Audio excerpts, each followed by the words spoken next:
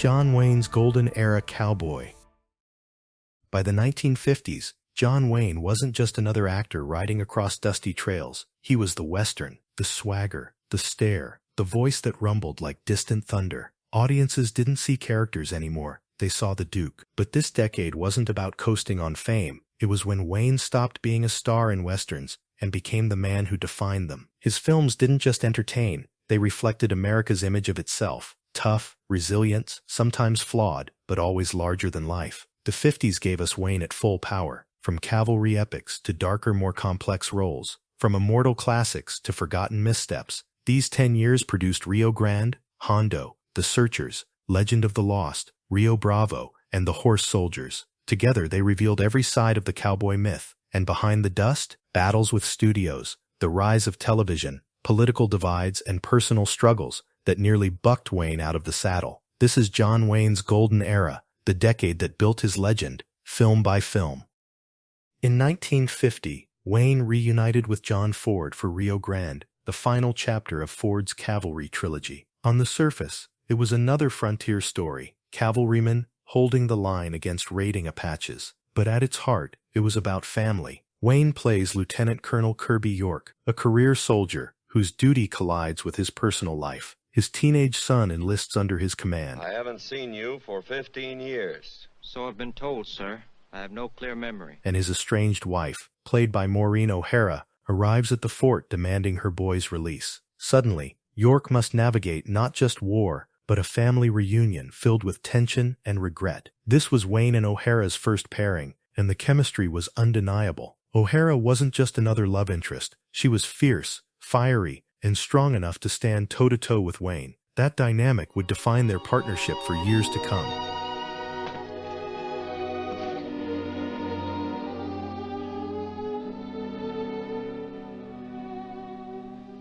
Here's the kicker. Ford never wanted to make Rio Grande. He was desperate to direct The Quiet Man, a love story in Ireland with Wayne and O'Hara. But the studio demanded another cavalry picture first. Reluctantly, Ford delivered Rio Grande and turned what could have been a throwaway into a hit.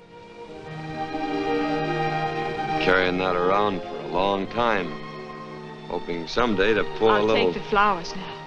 Shot in Monument Valley, the film balanced thrilling raids with tender moments of forgiveness and love. Ford even wove in songs by the Sons of the Pioneers, giving the story a haunting rhythm of tradition and memory. Ride lonely for us, just so we can ride behind and gaily sing this chorus.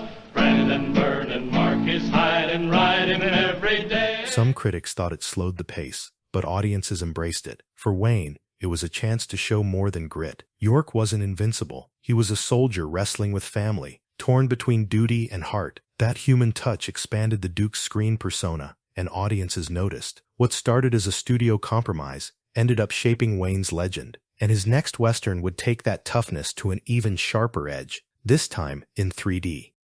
3 years after Rio Grande, Wayne saddled up for Hondo, a Western that looked simple on the surface, but quietly reshaped how audiences saw the Duke. The story came from a Louis L'Amour short novel, The Gift of Cochise. Wayne immediately saw its potential. He bought the rights himself through his production company, Batjack, ensuring he'd have control over the project. That decision would prove smart. Not only would Hondo become a hit, but it also gave Wayne more financial power in Hollywood. Wayne plays Hondo Lane, a rugged scout and loner who wanders into the life of a woman and her young son. You look like you've had trouble. Yep, I lost my horse a few days ago getting away from some Indians. Indians? We made dry camp last night above the Llano. On paper, it's a straightforward setup, a tough drifter protecting innocents in dangerous land. But the magic of Hondo is in the details. Hondo isn't invincible. He's rough, scarred, carrying a past full of battles and regrets. And yet beneath the grit, he's fiercely loyal, especially to the woman and child who come to depend on him. For audiences used to Wayne's more one-dimensional cowboy heroes, this performance revealed surprising depth. The Duke could play a man of violence who also had tenderness in him.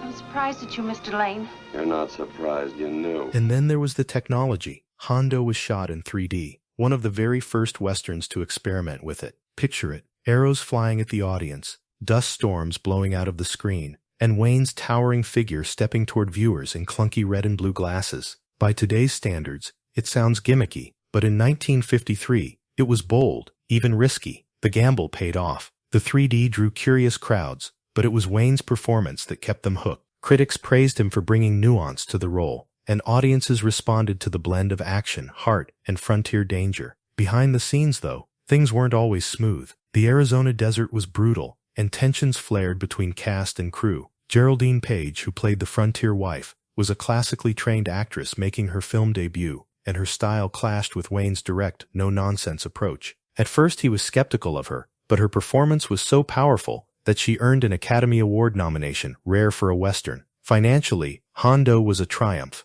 and because Wayne's Batjack company owned the rights, he walked away with far more profit than a simple studio paycheck would have offered. The Duke wasn't just starring in films anymore, he was shaping his own destiny. Hondo proved that Wayne didn't need Monument Valley or John Ford to shine. He could carry a story that was smaller, rougher, and more personal. It also set the stage for what was coming next, a role so dark, so complex, that it would challenge everything audiences thought they knew about John Wayne. If there's one film that towers above the rest of John Wayne's career, it's The Searchers. Released in 1956, it wasn't just another Western, it was a psychological epic that pushed Wayne into the darkest role he ever played. Wayne stars as Ethan Edwards, a Civil War veteran who returns home only to have his family slaughtered and his young niece kidnapped by Comanche raiders. What begins as a rescue mission turns into an obsessive, years-long pursuit across harsh landscapes, and it slowly reveals the shadows inside Ethan's soul. Oh, Ethan, leave them carry off their hurt and dead. Well, Reverend, that tears it. No, and you stay out of this. All of you. I don't want you with me. This wasn't the noble, straight-shooting Duke audiences were used to. Ethan is bitter, consumed by hatred, and at times more dangerous than the men he's chasing. His racism and violent obsession make him both compelling and terrifying. For the first time, Wayne wasn't playing the idealized cowboy. He was playing a man audiences weren't sure they could trust. Well, Reverend, looks like you got yourself surrounded. Yeah, and I figure on getting myself unsurrounded. Both! How far is the river? Visually, the film was a masterpiece. Director John Ford used Monument Valley like never before, filling the screen with vast, lonely horizons that mirrored Ethan's isolation. And then there's that legendary final shot, Wayne framed in the doorway, outside looking in, forever cut off from the family he saved, but could never truly rejoin. It's one of cinema's most haunting images. But here's the surprise. When The Searchers first premiered, critics weren't sure what to make of it. Some thought Wayne was too harsh, the story too bleak. It wasn't until decades later that the film was hailed as one of the greatest movies ever made, influencing directors like Martin Scorsese, George Lucas, and Steven Spielberg. For Wayne, it was a turning point. He proved he could carry a role with layers, contradictions, and raw intensity, not just a simple hero in a white hat. The Searchers showed that the cowboy myth could be complicated, even uncomfortable, and Wayne, of all people, had the courage to go there. But after that triumph, the Duke stumbled. His next Western wouldn't be remembered as a classic at all. In fact, it nearly sank into the desert sands of obscurity.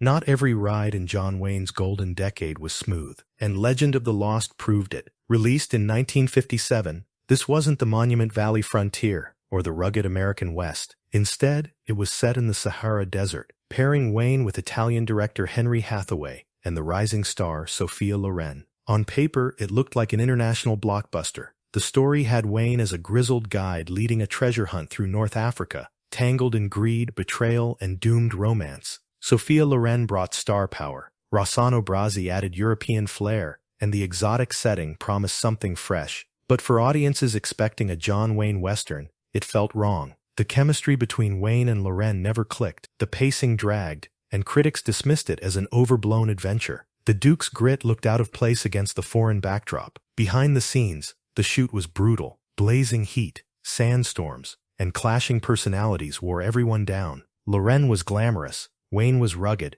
and Hathaway tried to balance both worlds, but the film ended up lost between them. Commercially, it stumbled. Today it's one of Wayne's most forgotten films, a reminder that even the biggest star in Hollywood couldn't win every gamble. But Wayne didn't stay down long. Just 2 years later, he'd storm back with one of the most influential westerns ever made, a direct response to a film he despised.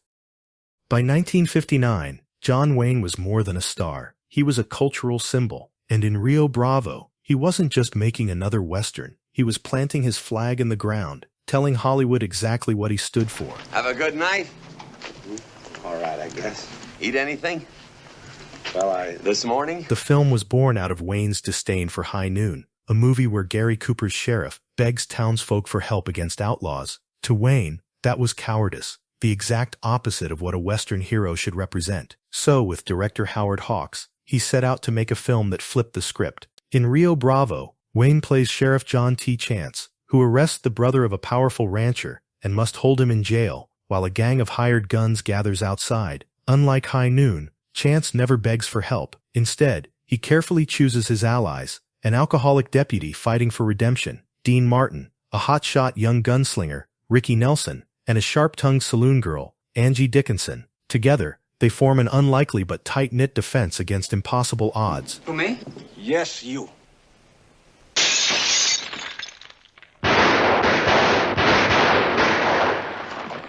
The film blended tension with humor, action with character. Hawks gave each supporting role real depth, and Wayne held the center with steady authority. Dean Martin's performance was especially praised, showing a broken man clawing his way back to dignity. Ricky Nelson added youthful energy, while Dickinson brought charm and wit. For audiences, it was electric. The mix of star power, crackling dialogue, and bursts of action made Rio Bravo one of the decade's defining westerns. More than just entertainment, it carried a message. Heroes don't whine, they stand tall. Wayne loved that, and its influence reached far. Quentin Tarantino once called it one of his desert island films, while directors like John Carpenter openly borrowed its siege storyline for movies like Assault on Precinct 13. Even decades later, its DNA runs through action cinema. Behind the scenes, Wayne relished the production. He admired Hawks' no-nonsense direction and bonded with Martin and Nelson. For Wayne,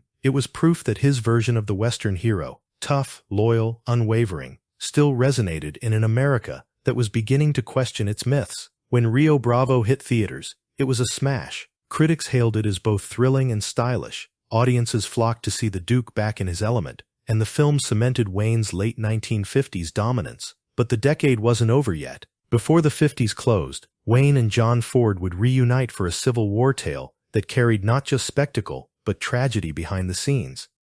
Just months after Rio Bravo, Wayne reunited with John Ford for The Horse Soldiers, a Civil War Western inspired by a real Union cavalry raid deep into Confederate territory. On paper, it had all the ingredients: Ford's eye for sweeping landscapes, Wayne's commanding presence, and William Holden as his foil. Wayne played Colonel John Marlowe, a no-nonsense leader tasked with destroying Confederate supply lines. Holden portrayed a cynical army surgeon who clashed with Marlowe's methods. The two men's constant friction gave the film its dramatic core.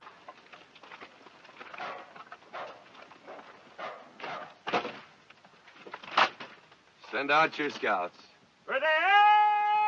Soldiers fighting not just the enemy, but each other's ideals. The film had scale. Cavalry charges thundered across open fields, battle smoke rolled over swamps, and Ford captured it all with his trademark visual grandeur. Yet the production was plagued by difficulty. Tragedy struck when stuntman Fred Kennedy died during a riding accident. Ford, already known for his gruff, hard-driving style, was shaken. For a time, he considered shutting the entire project down. The accident cast a shadow over the set, and when filming resumed, the mood was heavy. When the film finally premiered, reviews were mixed. Some praised the scale. Others felt the story lacked the tight focus of Ford's earlier Wayne collaborations. Audiences turned out, but it never reached the iconic status of Rio Bravo or The Searchers. Still, The Horse Soldiers showed Wayne's versatility. He wasn't just the lone cowboy anymore. He was a symbol of command, embodying military discipline and sacrifice. It closed out the 50s with a reminder that Wayne could wear many uniforms, but always brought the same gravity to the role. And as the decade turned, both Wayne and Hollywood were changing. The 60s would test whether the Duke's brand of heroism could survive shifting tides.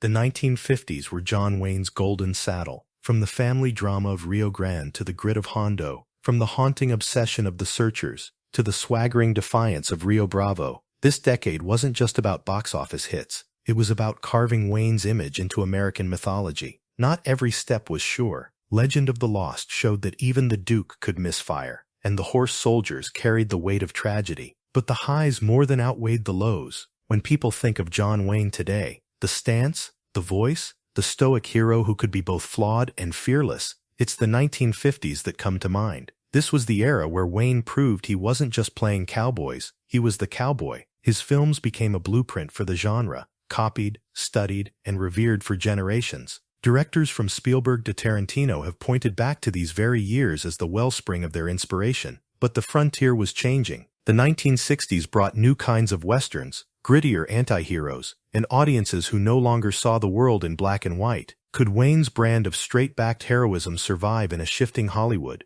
Or would the Duke find himself out of step with the times? The answers would come in the next chapter, as Wayne faced the challenges of age, changing politics, and a new kind of western that threatened to leave even the toughest cowboy behind.